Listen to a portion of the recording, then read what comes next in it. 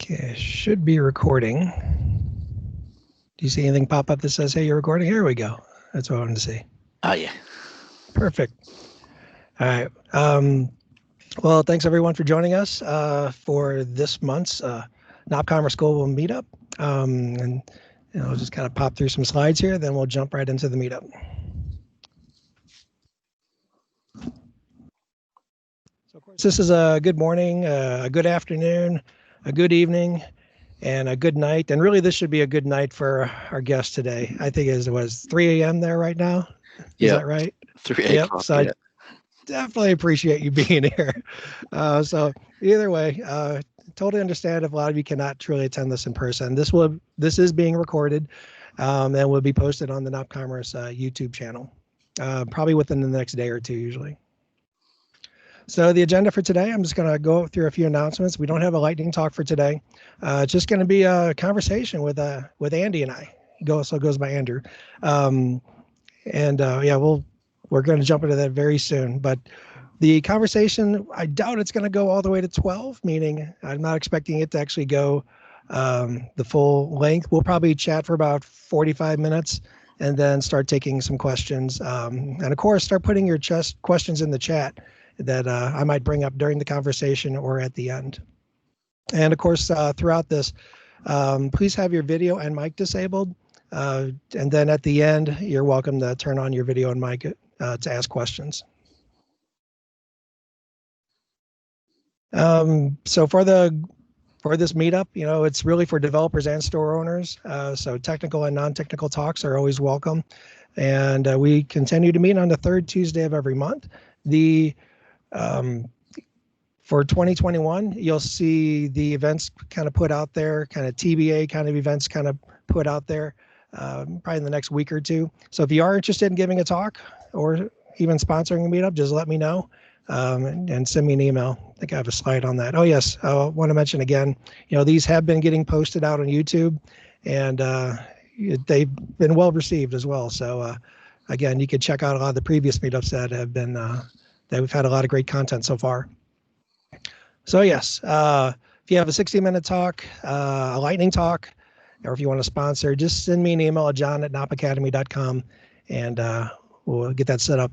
And really today's talk is something really I'd like to do more of. And when Andy and I start talking, we'll kind of share more how we kind of found each other to have this conversation.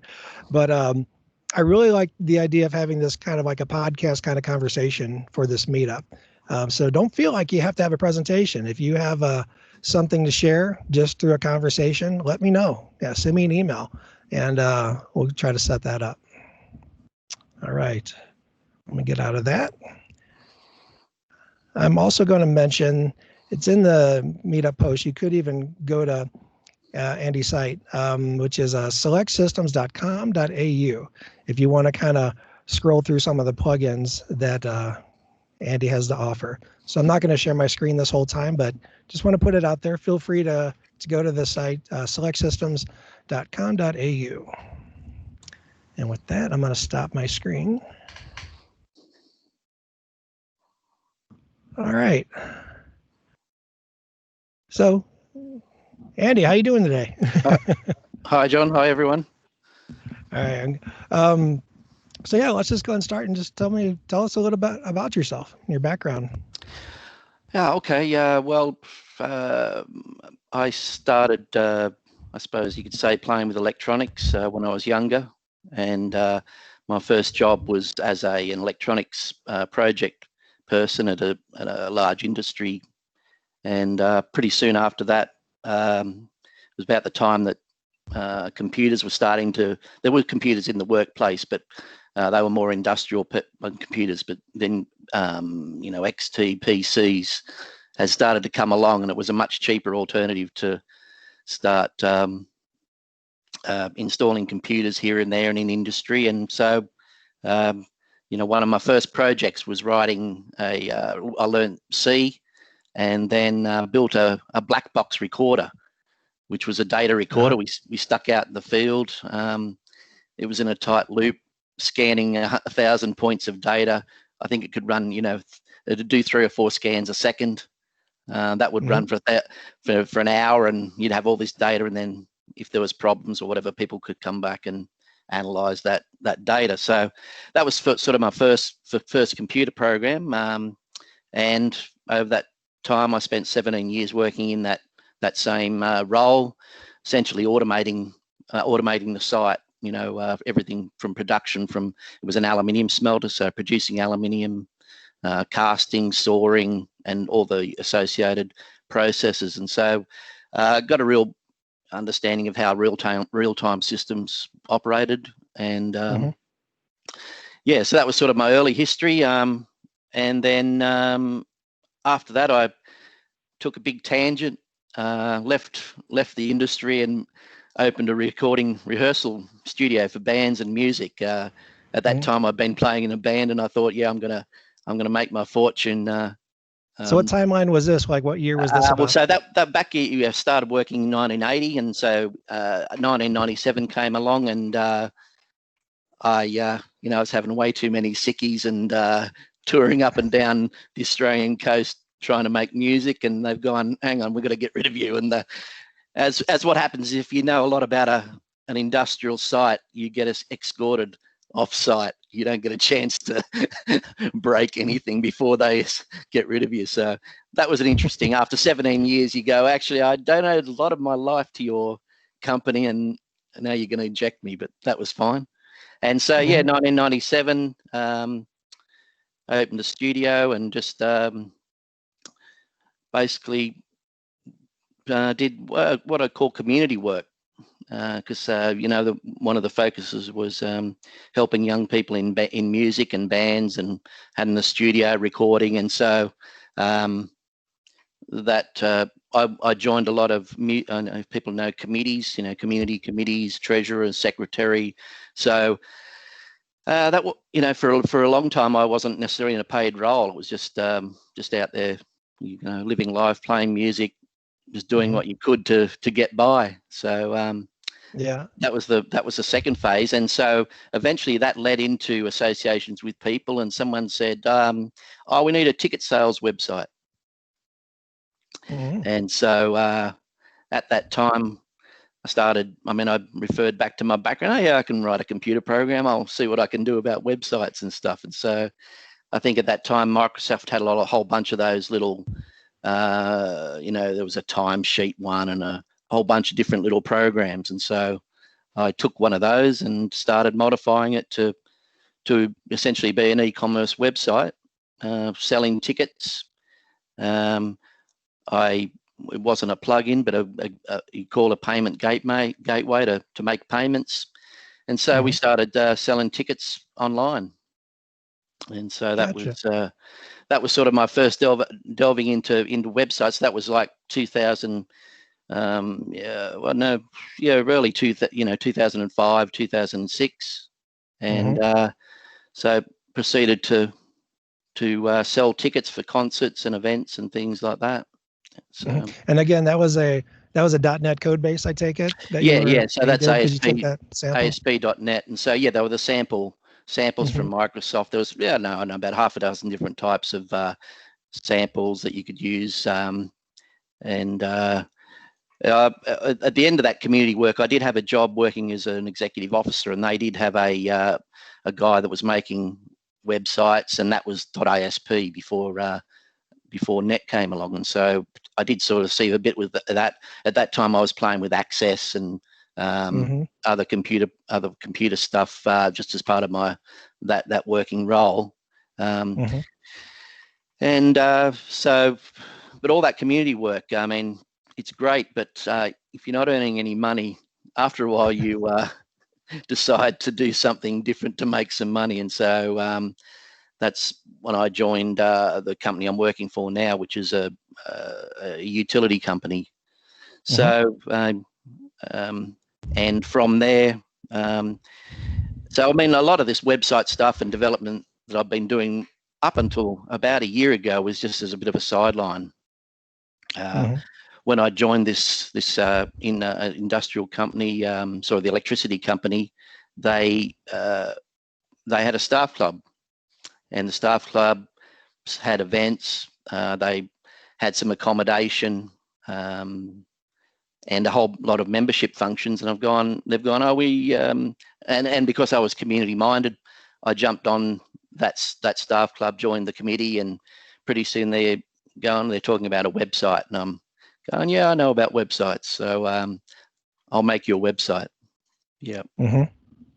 Excuse me. So a lot of what you were doing in the community, did that kind of evolve in what you were doing in nopCommerce, or when did nopCommerce come into play? Well, that's where I'd had like this website that I'd done for ticket sales, and then they're going, oh, we want it to do all these other things, and I started going, oh, well, it needs to be a much more user customers and whole range of different things this website needed to be doing. So, and I'd been looking around just before that, because I was thinking about upgrading the ticket sales website. Just happened across nopCommerce. I'm not exactly sure how, searching probably open source, C#, and something popped up. So when would this be about? Like what year, what version do you recall? That was 1.6. Wow, you're way back. Yeah. So that was way back then, and so I'm not sure when my first post was on the forum. You sort of eventually you go, oh, I know a little bit about this stuff after you'd played with it for a while. But what happened with my development is so we had to make this website. They wanted it to be a membership database.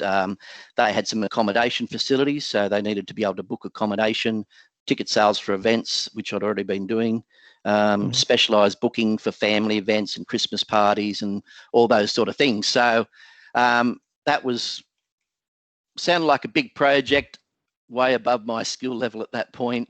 And I happened to be looking on the forums and going, oh, maybe someone on here will help me build a project, or I can make this some project and I can get someone to build it. And that's when I happened to cross one of the original nopCommerce team members, Danil Novikov. He was, and he was a team member, and I probably just sent him a message. I want to build a website.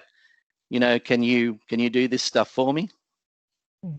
And so from there, we probably had a few conversations back and forward, and I said, okay, well, I don't know, what am I going to do? I'm going to get a Russian on the other side of the world to build me a website. That sounds like a good idea. Oh yeah, by the way, I'll pay him a lot of money, and hopefully something will turn out the other end. And so those thoughts are initially in the background of your mind, but obviously after a few back and forwards and planning and things like that.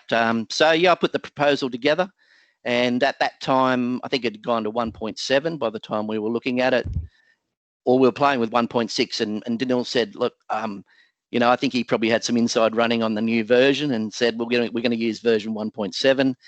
I think that was the first version that used the entity framework, or what it was called then.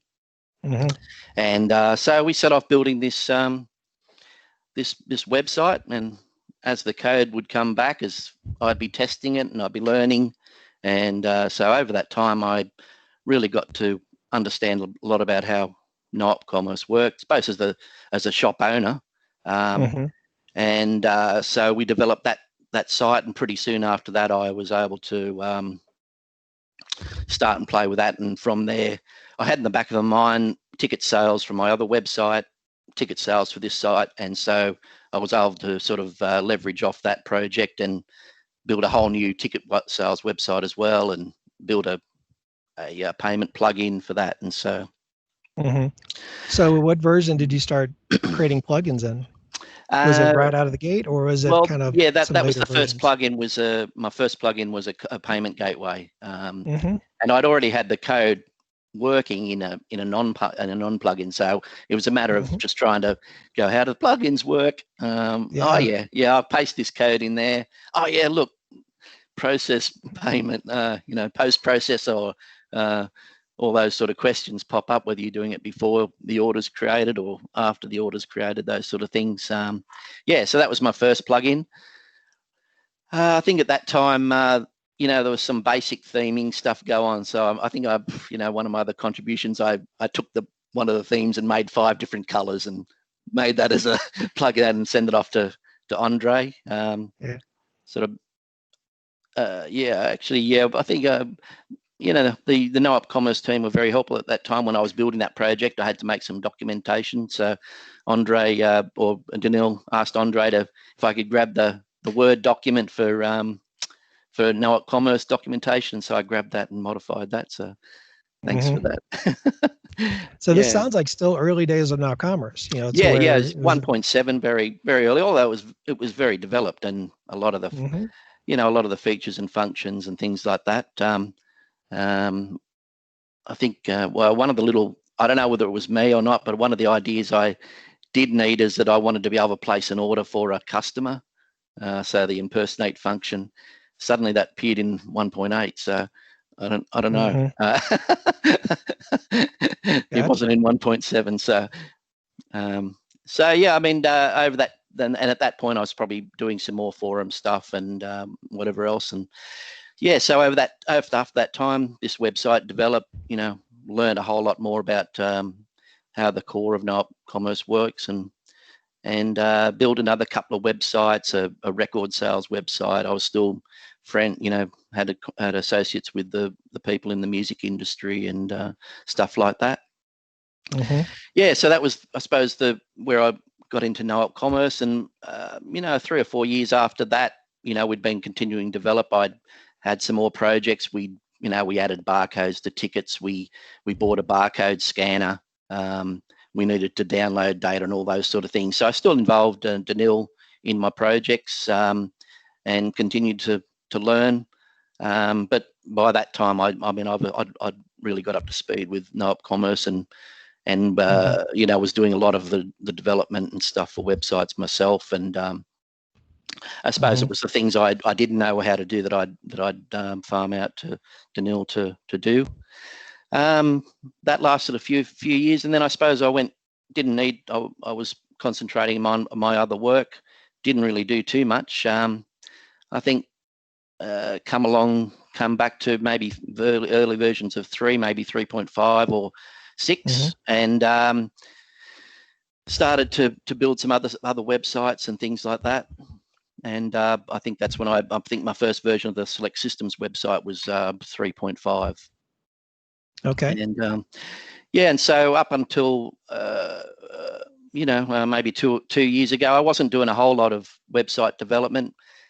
But of course, that original project was now getting on to 9 years old, and you're going, oh, hang on, this stuff's not going to last forever. I need to think about upgrading, and that's where I started about 2 years ago, going, well, what I need to do is turn all those functions that I'd built into this, or that we'd built into that website, into plugins. And so one of the plugins you'll see on my website, which was the first one I did, is an accommodation one. And so I did repeat the same thing. I'd missed out on a whole bunch of years of using nopCommerce, and obviously there's been a lot of developments and building plugins. That was a whole new area as well. So I did get involved and engage company Forefront and Jayton. So a big shout out to him. What I actually did was the same model. I made up a proposal. I got them to give me a quote to build it, and I did get some varying quotes. Well, I was looking to rebuild the whole website, and a big range of quotes came in. Some of them were way over the top, and so I've gone, oh well, maybe an idea is just to build some bits and then see how I go along. So that was the first plugin we built, which was the accommodation one you'll see there. And so that's been a new function. Obviously there had been some questions and forums, and that's often how you come across a new plugin, is you see people are wanting things on the forum or asking questions. Is this available? Is that available? And you go, oh well, actually there's probably a little bit of a market for an accommodation plugin. Let's build it. And so that's in this last stage of essentially turning into whatever a plugin program, plugin developer. That was the first one, and from there you go, okay, well, I need to upgrade my my CommBank payment gateway. I'll use some. There's Australia Post. There was a version of Australia Post floating around, so I grabbed that and did an update, add some new functions into that plugin. And so then a whole list of plugins sort of developed over that last. And so I've really been. So just to recap a little bit, so a couple of years ago, maybe 3 years ago, you wanted to upgrade what you initially created, almost probably 8-10 years ago. That's right. Yeah. And then that was probably around the 3.5, 3.6 version that you kind of identified with, and then started to not only upgrade your current version, but also explore other opportunities of creating other plugins as well. And you said you got some of those ideas from the forum?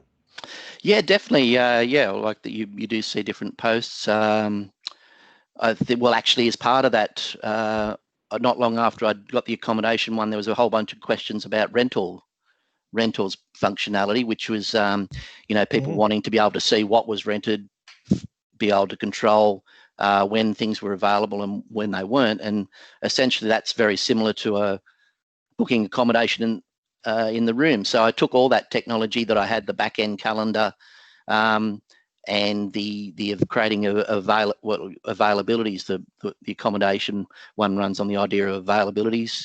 So they're already set up in the back end via the calendar, and so rentals was just another step on from that. And so I put that together, and that enhanced the rental functionality that's currently there, and it answered a lot of questions that were in the forum about people requesting development. So that was, and so that does continue to happen. Even recently, you find little plugins here and there, and you go, oh, that's interesting code, and you stick it away, and then you might have a version for 4.0 or 4.1, and people are going, oh, is this available for 4.3? And so I got into the process of I'll spend a few hours, make a plugin, put it on, post a link online. Here you go. Well, this is what you needed. So all the time. It looks like you've been keeping up quite a bit with the versions here, just by looking at your site. Yeah. So there's some of the things you need to do. If you're developing plugins, you've got to maintain them. But all the time you're sitting there, you're coding away, you're waiting for the debugger.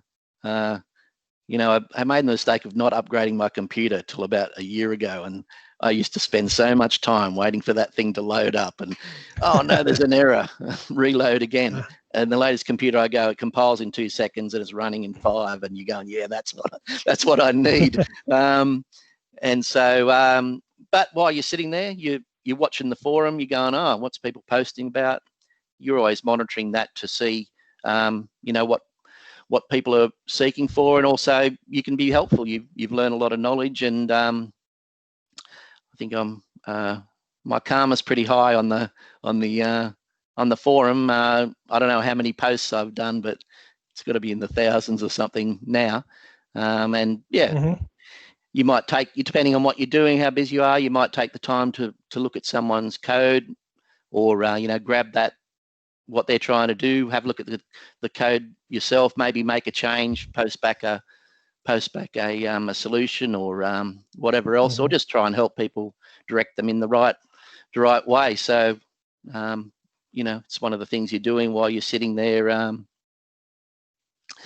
coding away, cutting and pasting. So what are those computer specs? So when it came to seeing that big increase, what did you find? Was it RAM? Was it SSD drive? What did you put in place? Yeah, that's it. 500 gig SSD, 64 meg of RAM, and the highest processor I could reasonably afford at that time. I'm assuming you're saying 64 gig of RAM, right?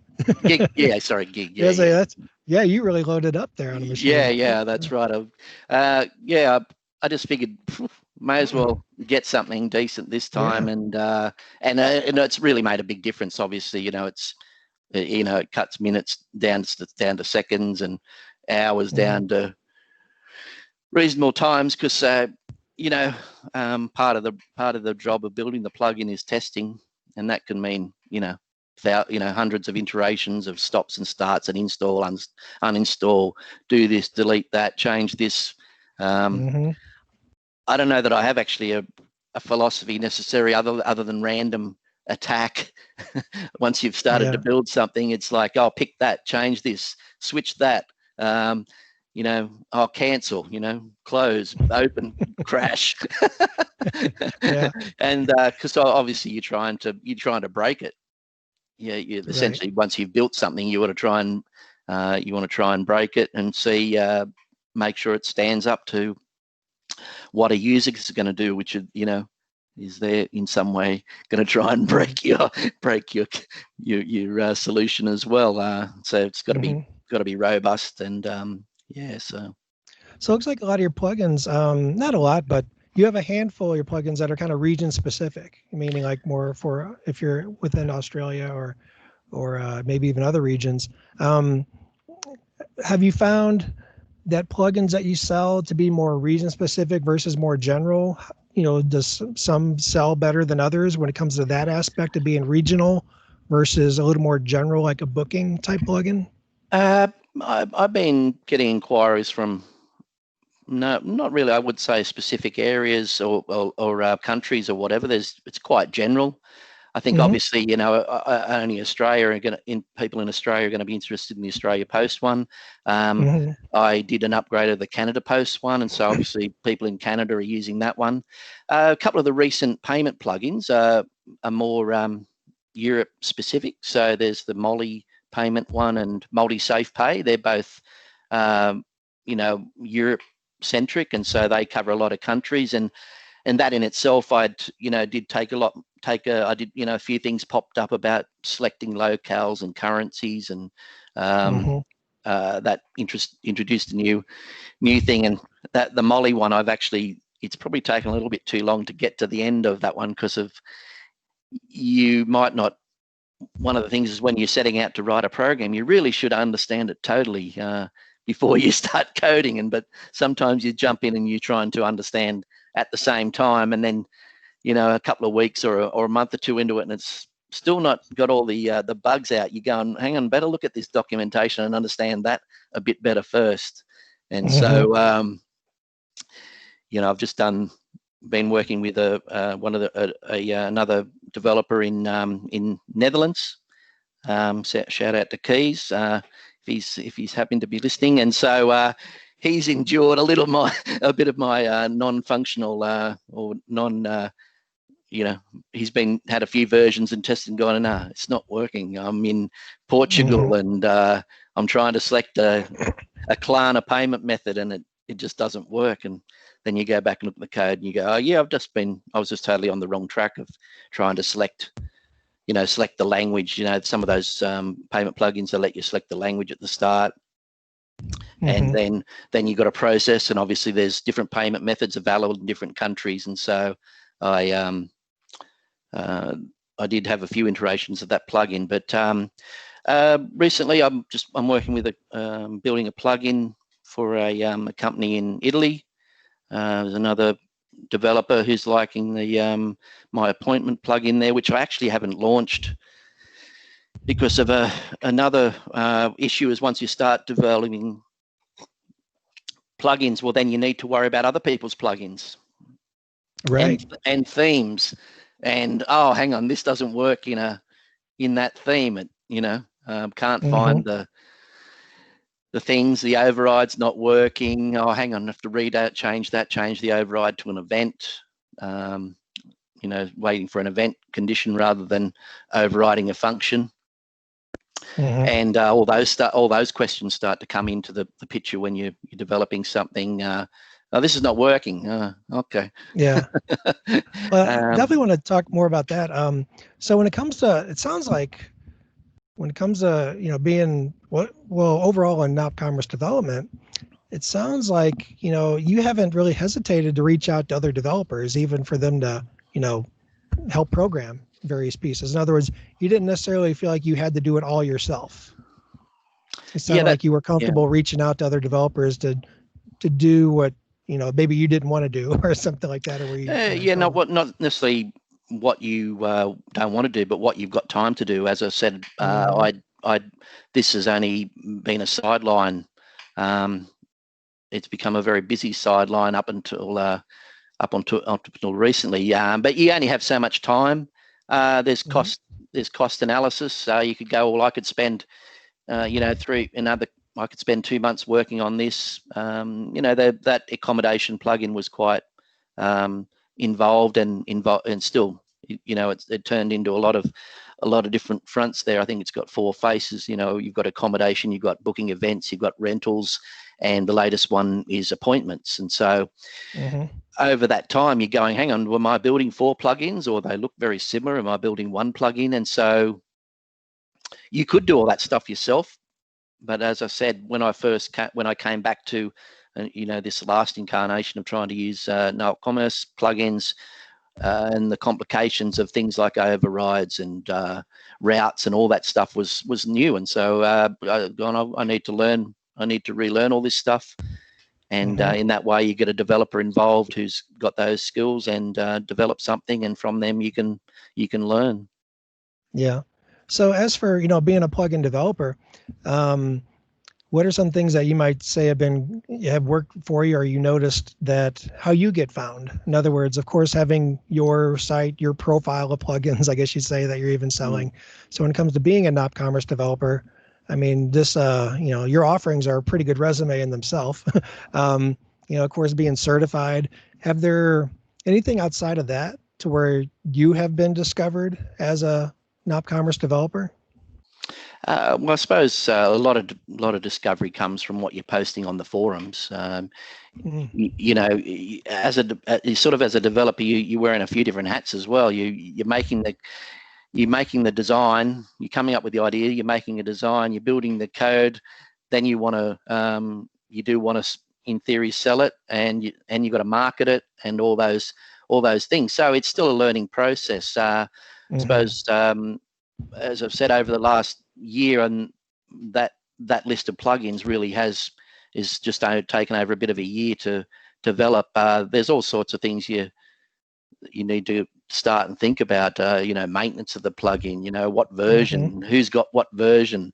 Is it, security, does, just you give the plugin out and people just copy and paste as much as they want, or do you implement some of those things and licensing? There's so many things that can come into once you start to be a developer.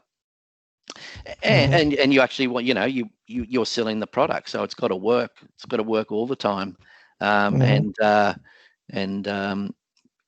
you've got to support it, because there's only so much testing you can do. As I said, it's pretty rigorous what I do as a testing, but you send it out in the field and people will come back and say, no, this doesn't work correctly or whatever else. So you're always taking that feedback, and through that, and like I said, posting on the forum, well, that builds your recognition. As far as promoting in Australia, I haven't really done much of that, but there is people out in Australia obviously using nopCommerce, and I just did another little plugin for a guy who he wanted wholesale prices. So at the moment in nopCommerce, you can switch it to show tax exempt or inclusive, but when it comes to the shopping cart, he wanted to show tax exclusive prices all throughout the website, only for a certain role. But he still when you come to sell the product, you still want to include tax. You still got to put GST in it for Australia, and so that was a little plugin I built. And so I have done some customizations for people in Australia, and so you said really. So you had like a handful of plugins, but really within the last year or two, that's where you've grown from maybe a couple plugins to what I count around 14 plugins. Yeah, and so I've probably got about another 5, which I'll put on there. Like the one for a company in Italy was an order workflow. And so the idea, person places an order, but it's for a pharmacy. And so they want to be able to check the product in the order, make sure they can supply it before they want the client to pay for the order. So it's got a sort of an approval process in there. So someone places an order, it pops up so I made a bunch of back end screens. So you've got your order normally you've got your order screen, you can see all your orders, but Mhm. what if you only want to see the orders that are waiting for approval? You only want to see the orders that have been approved and need to be processed. What if you only want to see the orders?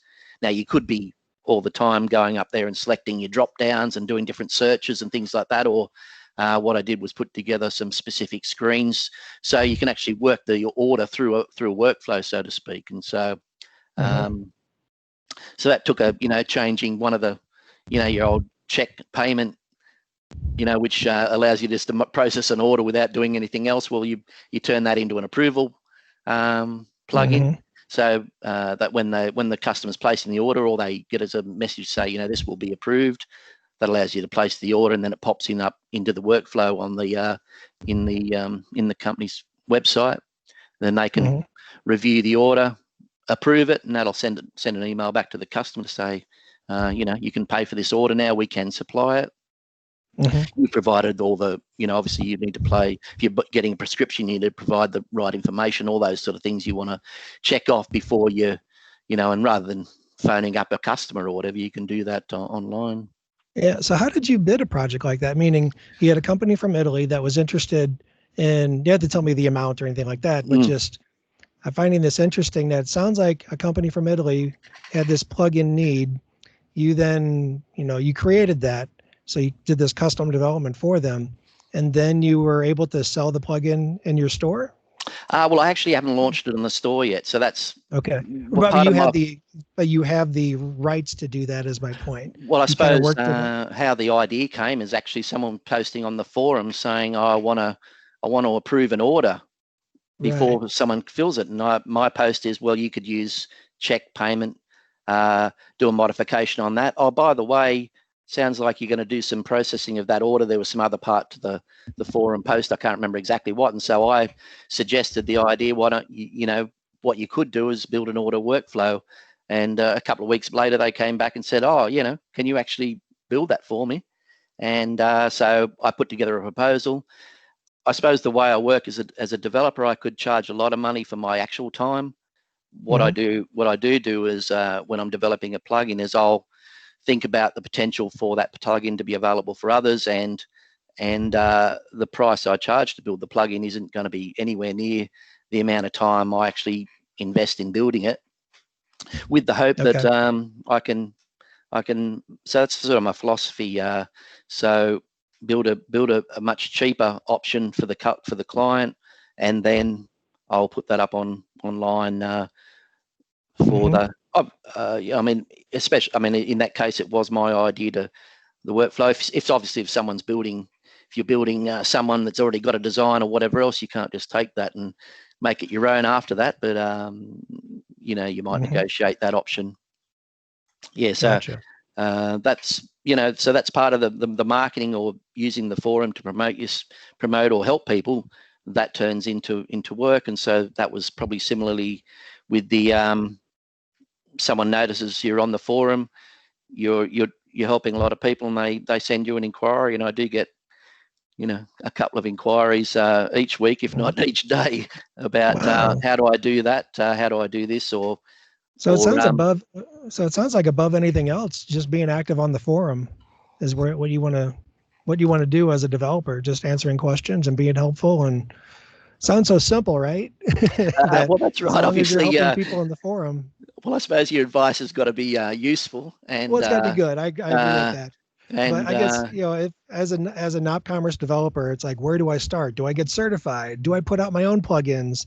I don't know how many developers really think simply by being active on the forum and answering questions is a great place to start if you really want to get noticed, or probably, have more people notice you, or just kind of have better leads, let's say, stuff like that. In other words, if you're kind of jumping into being a nopCommerce developer, honestly, I wasn't even personally thinking, the forum is the place to start, but it sounds like from your experience, it's a great place to be, at least.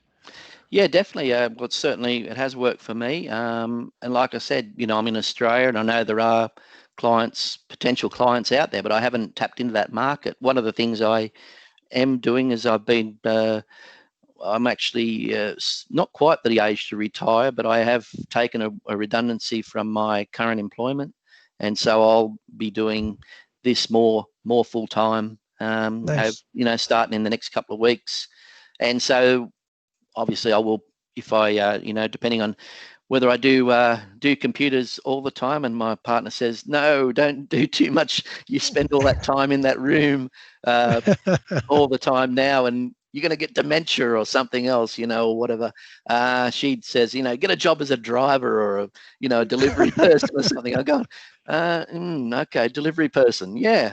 Okay. Yeah. Do you need your computer fixed while I'm here, or what? Do you need some websites, or do you just need this order delivered? So it'll be interesting to see what happens, and part of that may well be to start and promote in Australia or to other clients. I mean, obviously you've got Facebook. I've got a Facebook page, but I just post there rarely. I don't do any of that other stuff at this point. So I suppose there's an avenue open to, depending on how busy I want to be. Yeah, well, I'm assuming if you're promoting within a region, like let's say you're wanting to promote in Australia to get local work because you have a good handful of plugins to suit the local market, it seems like you're not really wanting to promote yourself as a nopCommerce developer that has these plugins per se, but it's more so these are the kinds of sites that you can create, nopCommerce being behind the scenes on it, but these are the kind of sites you can create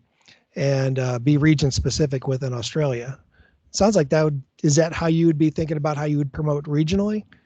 Well, that's right. Although I haven't sort of sat down and gone, this plugin would be suitable for this country, or obviously the payment plugins and shipping can be they can be very regionalized. Some of the other stuff, we're all doing doctor's appointments, we're all going, hopefully we can all go on a holiday again at some point. And so some of those plugins aren't regionally specific, and to be honest, I haven't really had the time to sit down and do any planning like that. It's really just been just taking what comes every day. I did do a plugin for a company in New Zealand, so people might know Zip Pay, which is a pay later, which is quite a big thing. And so they needed a Zip plugin.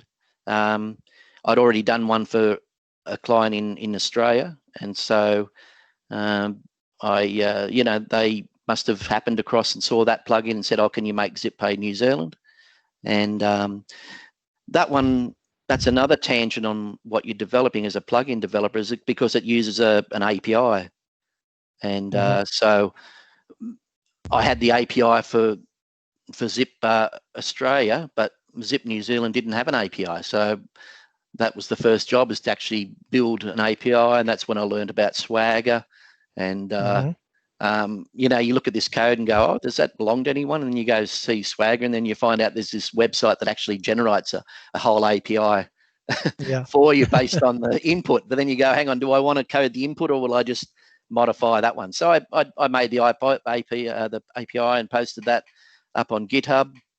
Similarly, there's another bank. There's a new neo bank in Australia called UpBank, and you think, maybe what I'll do is I build an API for that. They had, you get obviously different ways of coding stuff, JavaScript and Blazor and all those different things, but there was no .NET API software SDK. So I built that and just put it out there. Nothing's come of that at this point, but I suppose I see as another way to promote yourself. You build something and you put it out there in GitHub, and people find it, and they may well want some customization written around that. Gotcha. So none of that stuff has happened. That's probably, when I finish this job in a couple of weeks' time, and I may have, I might actually have some spare time, and I'll plan some other methods of attack. But right now I'm struggling to keep up with the plugins that I've got, and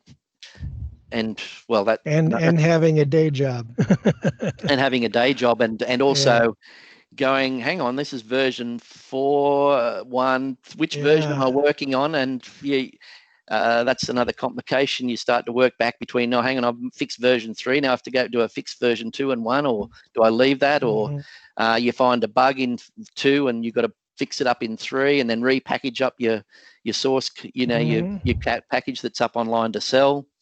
So another tangent as a developer is, how do you maintain all that? And GitHub projects, I think I've got 20, you know, put up there in the last couple of weeks, 30 projects that you got to try to keep notes on and what's happening.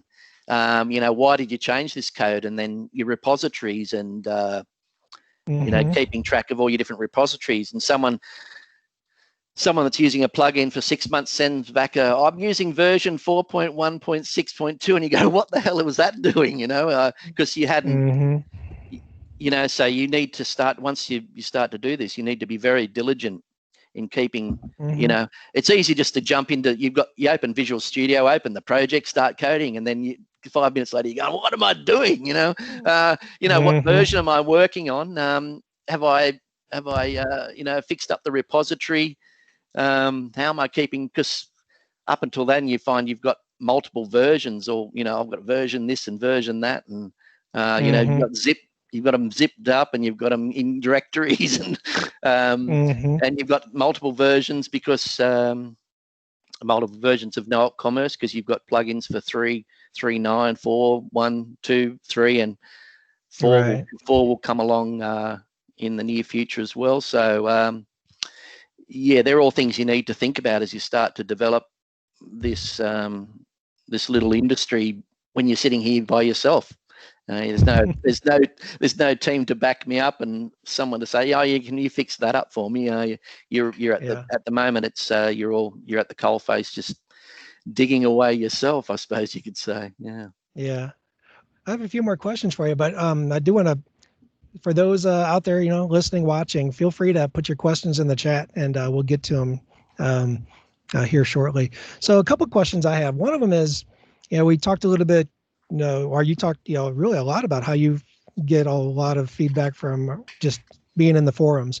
When it comes to the marketplace, is that also something that, it seems like the marketplace would be a natural place for people to find your plugins and then see more about you.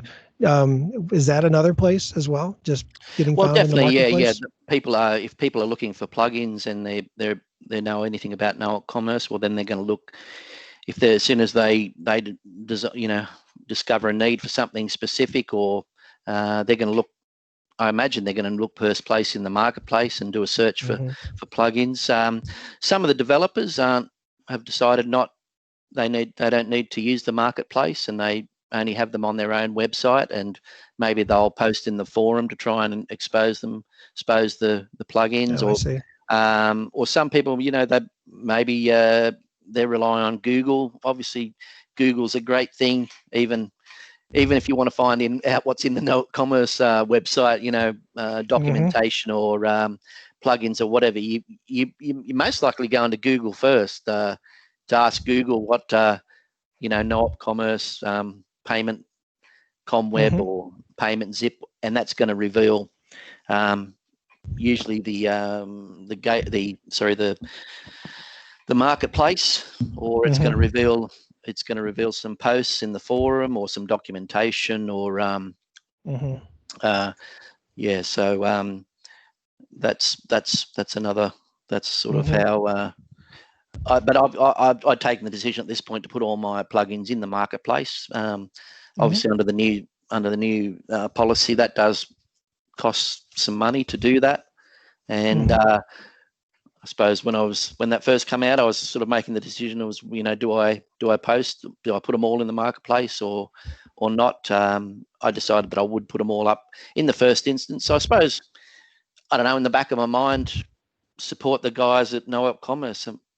What an amazing, brilliant job they do every day maintaining this code base. It's one of the amazing things that whenever you find you want to do something new, first thing you're doing is doing search all, and then you find that they're already doing it, usually in the background somewhere for something else, and you're going, yeah, I'm grabbing that code and or copying it or calling that routine. So that's another great tool, is search the whole code base. As I said, with the fast computer, that's becomes a lot more effective. searching and finding something. Mm-hmm. And usually you're going to find some code that's going to help being used somewhere else, or just find a new part of nopCommerce you'd forgotten about or hadn't used for a while, and that's right, Mm-hmm. yeah, and says change a setting, switch something on, and there you go. There it goes. Yeah.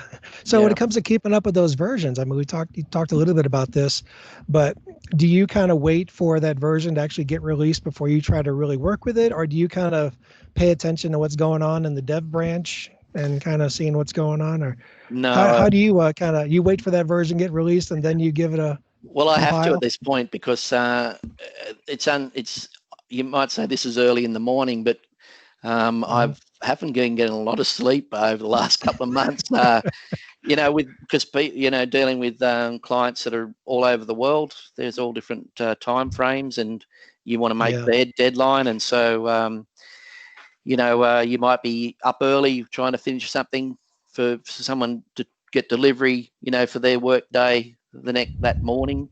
So no, I don't really have time to look at what's coming. Gotcha. I'm just, I suppose at this point, it'll come out as a beta. I'll probably download it, have a bit of a play, and then I'll have to work out, well, what's changed. Obviously, there was massive changes between 4.2 and 3, and with the database stuff and things like that. So I actually did engage the developers again. I had the version 2 plugin we built, and it was more economical for me to send that off and say, make a version 3, make a version 4.3, and get that back. And so I don't know, at this point it's still learning a lot of the ways to do stuff and just doing it the most effective way you can given the time and you've got. So I'll wait for 4.4, and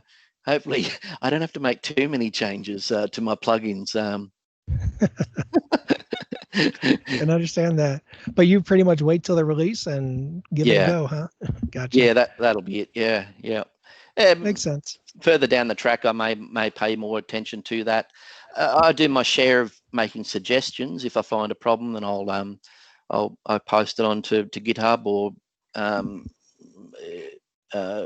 onto the forum to say, this is a problem I found. This was a suggestion, and the team is thankful for those things when they happen to occur. And sometimes you'll post. Well, I think one of the things possibly needs to be resolved, and I don't know that there is an answer, and that's the competing plugin issue, where say 2 people are wanting to override the same function. That's something that possibly needs to be looked at, whether there's some sort of formal registration process or a pipeline of, you can say, I want I want to be in the pipeline, so you process my function, then someone else's function. That's sort of there with an order, but I think it's sort of who's in first gets. Can't really control it. Yeah, I got you. You can't really control it. In most of the code, you want to try and have where we're overriding, you're building your code, and then you're got a condition, and then you're calling the base function as instead. And sometimes you might call the base and then do your stuff, but some of the routines, there's no other way to do it in line. There's yours, someone else's. So not sure how that quite gets delivered. There's different ways to do the overrides now. I've discovered, obviously, you've got events. That's been learning about how events work, and obviously that multiple people can grab the same event and do something based on that. So do try to use that a bit more. So that makes sense. So my last question, I'm sure I might have a few more that pop in my head, but one question I want to get to is, as a .NET developer, a JavaScript developer, where, what, are you kind of excited for like what you see on the .NET space when it comes to .NET 5 and how that's kind of getting merged, and And on the JavaScript side, when it comes to the different front end frameworks and how all that's kind of keeps getting a little more crazy, Nop has kind of stayed out of the craziness so far. But of course, Microsoft now with Blazor is making things interesting to go against, Angular, React, and Vue. What's your take on those kinds of developments that are currently going on that could affect nopCommerce? Well, following on the same line, I only wish I did have time to know about all those different things that are happening. Even .NET 5, when you do get 5 minutes, you might search, and also if you're trying to solve a problem, you'll see some stuff. But really, I don't know anything in depth about any of those products. Even when it comes time to deviate into a bit of JavaScript, you do find yourself struggling sometimes and doing a lot of searching, trying to work out how you do things, because it's not what you're doing all the time. And so you do sometimes you find you're struggling. Even CSS, that's some crazy stuff as well. They're all tools you need to in some way put together.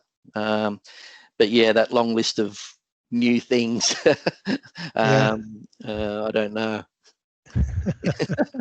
I assume it's a lot to keep up on, for sure. That's right. Yeah. Mm-hmm. Is there anything that you would like to see? Not so much like new technology wise, but what are like maybe one or two of the things on your wish list for nopCommerce? Well, like I said, that override issue, maybe it's not maybe it's not even nopCommerce. Really, that's sort of a pipeline of like a patterns or a practice kind of thing. Yeah, that's really, maybe there's something in 5. Because one of the things with overrides is sometimes you're just never sure they're gonna work. And I did actually have something happen to one of my plugins which had a bunch of overrides, and they all just stopped working in Visual Studio, and that can be quite concerning when your whole plugin stops working, and you can spend quite a bit of time. I did even post on the Visual Studio. I posted on Stack Overflow. I posted in the forum. In the end, what I did do is, and what I do quite a lot, is you go back to the start. You get a totally fresh version of nopCommerce. You incrementally introduce the plugin and some bits, and that didn't work. And then I actually downloaded the latest versions of .NET Core and Studio Developer, and then things started working, and you're going, well, that's a bit scary, because it's not what it was sort of grasping at straws at that point, because I couldn't, it just didn't make sense. The overrides should always work.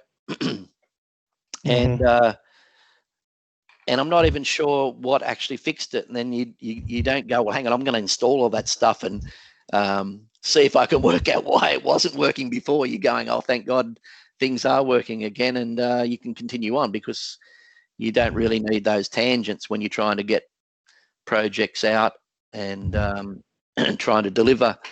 When you're working on 5 or 6 different plugins, it can get a bit unmanageable. And when you get something like that, so whether I'm not sure whether that fits the question there, but maybe something for the overrides and a pipeline of overrides is more a function of .NET Core than necessarily nopCommerce, but maybe that's one area.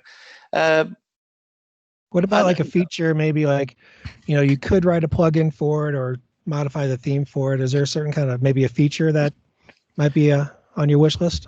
I can't think of anything straight away, and I suppose that's part of the current philosophy for nopCommerce, is there's a lot of openings for people like me. They're developing the code base, and as they go along, probably will focus more on that, and rather, they've got their core plugins, but over time some of those will be left behind and left for people like me to pick up and develop. And I suppose that's one of the great things about nopCommerce, is that you can develop on top of it, and there's many businesses out there. Obviously, the themes, Nop templates, and Forefront, and a lot of other people have developed a little industry maybe a team of 30 or 40 people working on developing plugins. And so I think the team, nopCommerce team, and Andre does a great job of trying to leave things for others to capitalize on, I suppose. Makes sense. Yeah, Andre just made a great comment that's worth reading in the chat. He basically is mentioning that the next version they're going to be upgrading to .NET 4.5, and they're also considering usage of Angular, React, or Vue in 4.5, but that's still under discussion. So I'm curious if it's choosing one of those or if it's accommodating somehow all three of those. Here we go. So yeah, when it comes to that discussion around those frameworks, I'm sure it's a lot to discuss to see whether you kind of pick one or accommodate for a framework. It's a big challenge. So yeah, like I said, to be honest, I don't even know what those three things would do for me, whether they would help. And obviously, if there's enhancements that are going to help build things, it's going to be useful. And you do need to keep you need to keep current in some ways. As I said, yeah, this whole tangent that I'm on at the moment of developing the plugins did come from the fact that the 1.7 version of nopCommerce, which is still running and has done upwards of 10 or $15 million worth of transactions, does need to get updated. Yeah. So that's sort of led me down this path, and so a lot of those things over time I probably will get to know about and see whether they're of benefit. Cool. So I'll put it out there one more time. If anybody wants to ask a question, go ahead and put it in the chat here and within the next minute or two. And so actually one question I had didn't really pertain to much of this. Did you ever say what instrument you play mostly? Yeah, I play bass guitar. I play electric guitar. I learned piano and saxophone. I've got a band. This is my band, one of my bands was Sandpaper. I'd sing some songs in there, and my band that I do have going at the moment. I've written all the songs and all the music, and it's a crazy semi-punk. So there's three things I would like for you to do right after this. One of them is, I know that your handle in the forum is not your name. I think I can't remember it exactly, but I have come across some of your forum responses. If you could put your forum name in the chat after this, that would be great. Yeah. If you could put a link to your GitHub in the chat, that would be great also. And if you have any locations for your music to be found, that'd be great to put in the chat also. Yeah. Well, back on the name. Yeah. Well, Yidna was one of my music friends. Obviously, my name is Andrew. That shortens to Andy, and then you can put a Y. What I did was, a lot of the forums you need a username, and so you go, do I want to be really Andy 5567889-2, or right? I just happened to put an I on there, and a lot of sites, no one was using that spelling of Andy, and so I could use that username, and so but a music friend would call me Yidna, which was backwards, and strangely enough, it does slightly sound like a Russian name. I don't know, is it? Yidna? It reads like one, yes. So that's my my name on the forums, and I sort of set that up when it was 10 years ago, and I've just kept that going. So I'll tell you what, and someone just posted a great question. Isn't it almost like 4 a.m. there right now? Don't you need some sleep? So yeah, I do. Yes, we're gonna go ahead and wrap this up. And I absolutely appreciate your time. You shared a lot of great information for new developers coming in the nopCommerce and your experiences there. It's great to hear that you're gonna create more and more plugins and might become a full-time thing for you. I really hope the best for you there. I'm going to be thinking about all your different plugins as I do my work. And yes, please share those 3 different things in the chat right at the end of this. Your handle on the forum, if you want to put that in there, your GitHub link, as well as any link to your music. That'd be great too. But I'm assuming we really have no more questions. And yeah, I want you to get some sleep. And I'm Yeah, probably yeah. welcome you back if you like sometime. Yeah, happy to come back and talk about maybe specific plugins or where I'm at in with 4.4, and Yeah. when that's out, I'm more than happy to have a chat. Thanks, Yeah. John. Yeah. I'm sure Thanks. there's a lot to be learned from, especially on the payment plugin side, more to dig in details there. But yeah, I appreciate your time today. And yeah, we'll go and wrap this up. Thanks again. Okay, thanks, John, and thanks. Big shout out to the nopCommerce team, Andre. They're always very helpful, and to anyone else that's been, benefit from my little comments on the forum. I hope they're useful, and yeah, feel free to contact me. I will have some more time in a few more weeks. So, but yeah, maybe a couple of hours sleep, and then I'll be off to my full-time job. That sounds great. You need to go get some sleep. I appreciate your time. Okay, thanks everyone. All right. Take care, everyone. Bye bye.